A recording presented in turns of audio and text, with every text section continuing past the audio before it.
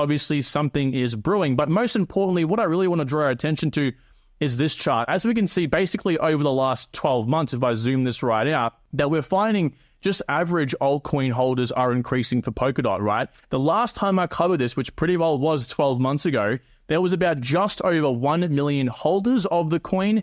Now we're seeing this increase to 1.3 million. And not just the daily holders, but also the daily is a layer where it's basically a decentralized computer, almost like a cloud. It's a cloud for blockchains to be created on top of in a seamless way. Now, these things that are built on top of it are called parachains. And these are like, again, inbuilt layer ones, basically. They're actually layer 1.5 projects. And these can leverage the security and the speed and the interoperability of Polkadot, which is another one of its main features. Polkadot is looking to connect the entire Web3 space together.